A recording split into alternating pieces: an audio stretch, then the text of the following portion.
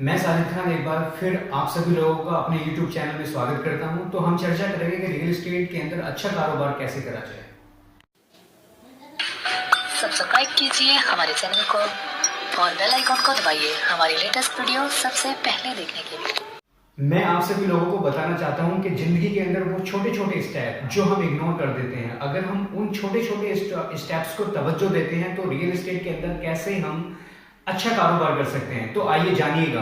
पहला पॉइंट है कि रियल एस्टेट के अंदर हम एक गुरु या टीचर या सलाहकार जरूर बनाएं। जब भी हम कोई प्रोजेक्ट लें या किसी प्रोजेक्ट में काम करना स्टार्ट करें तो हम एक वेल एक्सपीरियंस ऑनेस्ट पर्सन से गाइडेंस लें। अगर गाइडेंस हमको राइट लगती है तो हमें अडॉप्ट करना चाहिए, अगर नहीं लगती है तो आगे हम बढ़ें। दूसरा पॉइंट जो कि बहुत ही इंपॉर्टेंट है, हम लोग अपने डाटा को प्रॉपर रिकॉर्ड नहीं रख पाते।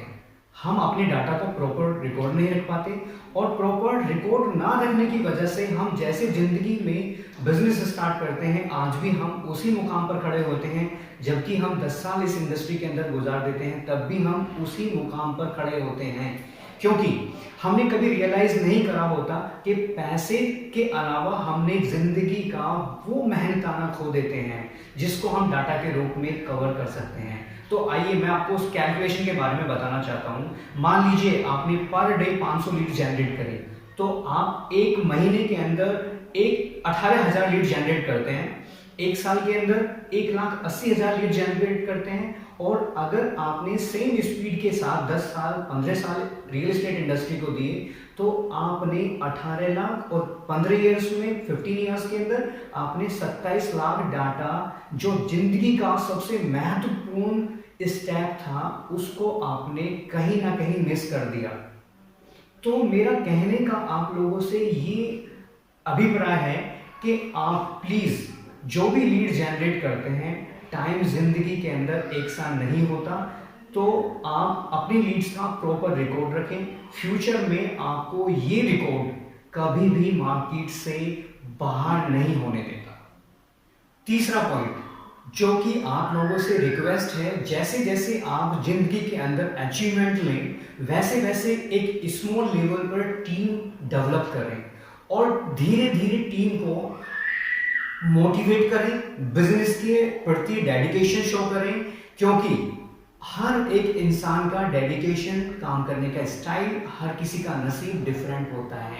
यहां तक कि मैं आपको बताना चाहता हूं कि एक रियल एस्टेट का एसोसिएट का वो टाइम होता है जहां पर वो महीने के अंदर 10 लाख रुपए कमाता है, करोड़ रुपए कमाता है, 2 करोड़ रुपए कमाता है, लेकिन लैक ऑफ टीम मैनेजमेंट या टीम बिल्ड ना करने की वजह से वो इंसान आने वाले टाइम में जीरो हो जाता है। रीजन क्योंकि उसका एक कॉन्फिडेंस होता है कि मैं ही सब कुछ हूं और मैंने ही सब कुछ करना है। तो ये पॉइंट अपने माइंड से बिल्कुल निकाल दीजिए कि आप ही सब कुछ कर सकते हैं।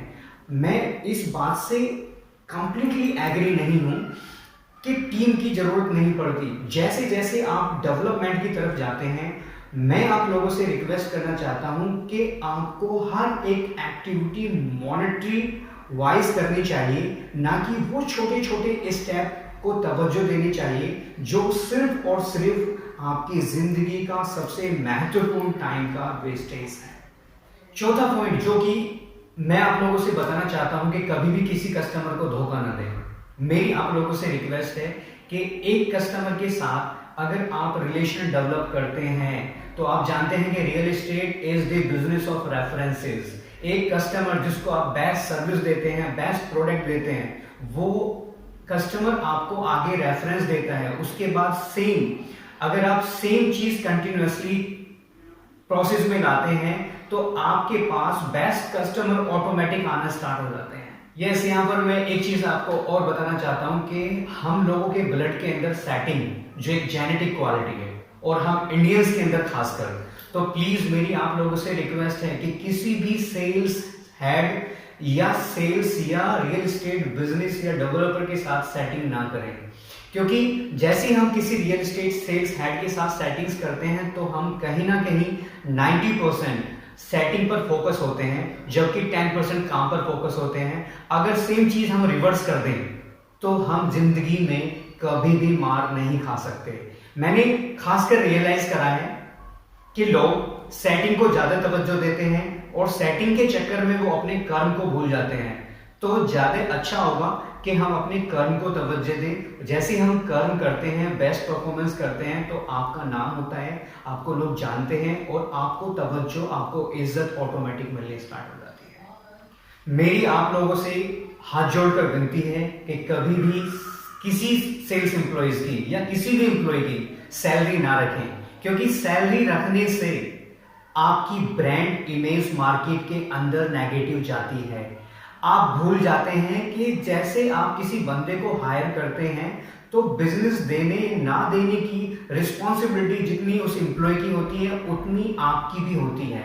और आप दुनिया को छोड़ दीजिए, एक सर्वशक्ति जो पूरी दुनिया को बनाया है वो ऊपर वाला है जो सबको देखता है। तो प्लीज मेरी आपसे रिक्वेस्ट है, दुआएं लें, बद्दुआ ना दें। Thanks for watching the video. अगर आपको ये वीडियो पसंद आया हो तो लाइक करें, सब्सक्राइब करें और कमेंट्स में लिखें अगर हमारी इस वीडियो में कोई भी कमी हो।